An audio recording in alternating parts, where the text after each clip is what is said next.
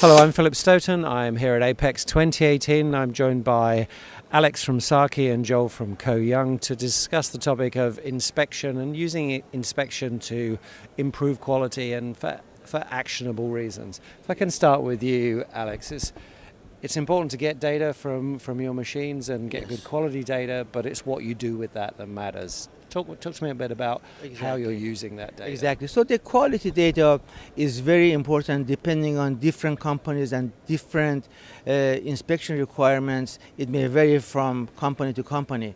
Therefore, it's very important for vendors like us to understand what the requirements are and then develop machine and equipment that can measure to those requirements accurately. And of course, everybody can do inspection. Our goal and our strategy at Saki is that we would like to produce inspection results that has got the minimum amount of false calls. And of course, our goal is to correct the real problems, correct them quickly, and find out those problems very early on before they go on further down the line, because the later to catch those problems is going to be more costly and more quality issues will come with repairs and operations like that. Yeah, and Joel, when you look at what you're doing and the data you're collecting, it's, as I said, important to have that quality data, but it's what you do. And there's some really interesting examples like the project you're doing with Indium to add paste, where there's a lack of paste, things that really improve process, accelerate the process, and improve quality.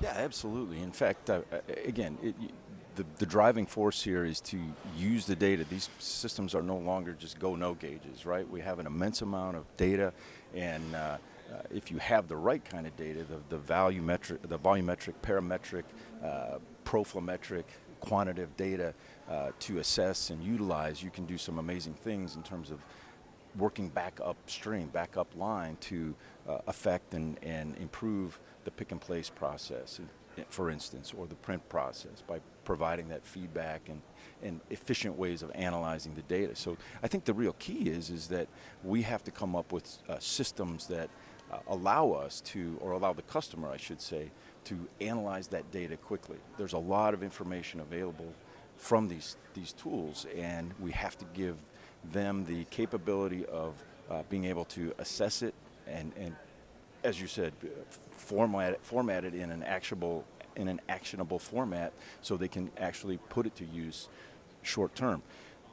Down the road, all of the machine-to-machine initiatives we've been talking about this week and the connectivity will allow us to then automate that process through the whole AI initiative and remove that need for the engineer, the operators to actually take action and have the systems and the artificial intelligence do that for them. But again, it's process improvement is what we're looking for. Improve OEE, increase yields, improve our customers' bottom line. Yeah, and it is those incremental steps at a time, isn't it? One step at a time. I was interested in what you said about actually customizing the inspection to what the client requires, and using the feedback from the client to make sure you're not just pooling data that you don't need. That's an important part of the strategy, I guess, for you.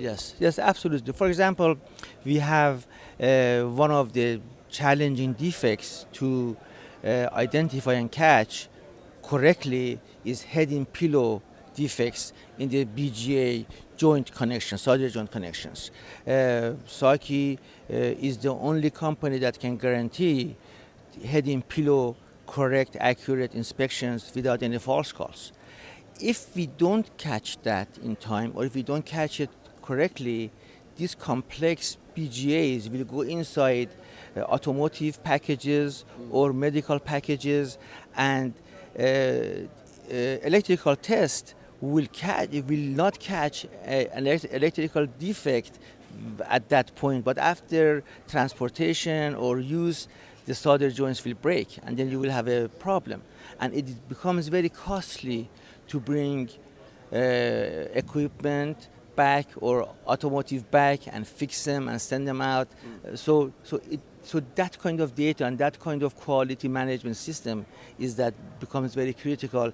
It's got safety impacts. Yeah. It's got to have some of liability and safety for people, health issues and safety issues that is very critical. Yeah, it becomes absolutely mission critical, doesn't it? Yes. When in those kind of products. But I think what part of what's interesting there, and perhaps you can allude to that a little bit, Joel. Obviously, there's latency sometimes in terms of detecting errors. It's not going to occur until later, and also the notion of if something is always inspected and it's always fine, do you need to keep inspecting that? Are the machines intelligent enough to pick and choose what they inspect? Well, and again, that's where the artificial intelligence is going to play a big role. We're doing a lot of work with helping our customers correlate the data between AOI and SPI, for instance. So if we find an insufficient solder joint at AOI, now we can look and see what that pad looked like after it was printed, and then again, in time, send the information using the artificial intelligence to automatically make adjustments to the printer setup and so forth to overcome that, kind of back to that whole self-healing concept that we talked about. But there's certainly a lot yet to be done, but I think we're making great progress, and we've had closed-loop feedback on the print process for some time now.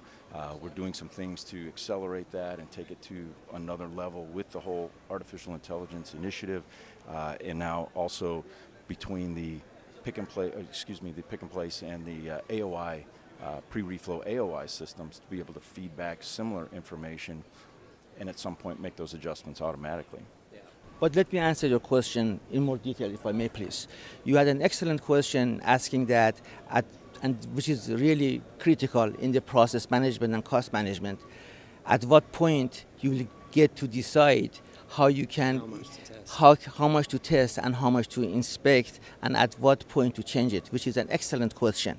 So you pointed out very eloquently the latent defects. So we have infant mortality and latent defects. The infant mortality usually happens within the 24 hours to 48 hours of 98% of the electrical components. And then we have the latent defects, for example, the heading pillow in the solder balls, BGA balls.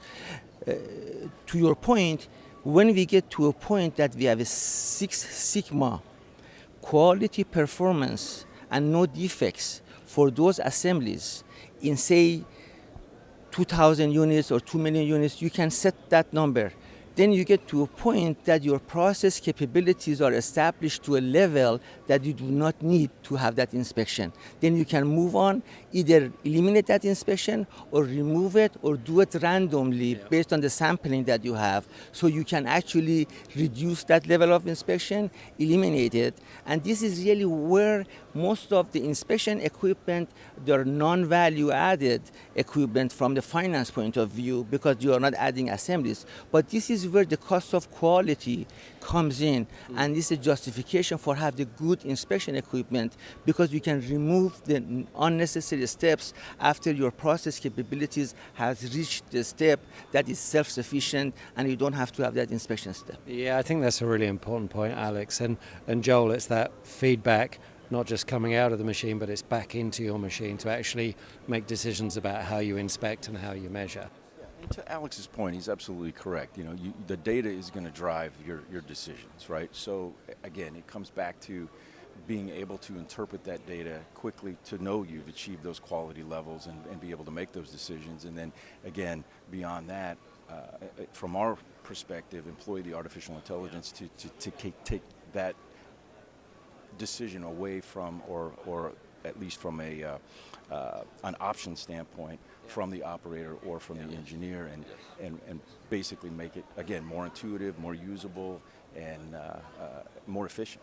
Yeah, I think it's really interesting. For me, what we've done this week is we've connected the digital thread. We've created all these digital building blocks with CFX and all these other things, and now we're looking at all these exciting opportunities of where we can add value on top. And I think that's the stuff that's really going to excite the customers. In my initial interview with you, we kind of touched up on that we are, based on the request from our customers, we are kind of driven to your point that, and your point that not having engineers and technicians to validate things, to get to a point of having no operators or minimum amount of operators on the manufacturing floors, that the machines are intelligent enough, end-to-end communications, and self-programming, self-diagnostics, self-calibration, and all of these things will get you to a point that you don't have really anybody on the line to watch that 24/7. You have monitoring from time to time, and eventually you can get to switch off or light off factory, which is the goal of the manufacturing. And really, this is again, I have had this discussion about bringing manufacturing to the US. This is what really is going to help us, because the cost of the material is the same. If we eliminate the labor intensive portion of that, we can build products. When we have those processes in place, we can build product anywhere. We can build it in Manhattan at the cost of China. Because I'm excited. Except the real estate part of it, but really from the product cost and the labor and material cost, it's going to be the same. Yeah, I'm excited about Manhattan EMS as a company. I think that's going to be fascinating. But what I think is exciting is we're getting to the point where we're going to take those communication and building blocks as givens, and we can really start to add value on the top. Guys, thanks very much for chatting. Thanks for your time. It's been an absolute pleasure. Thank you.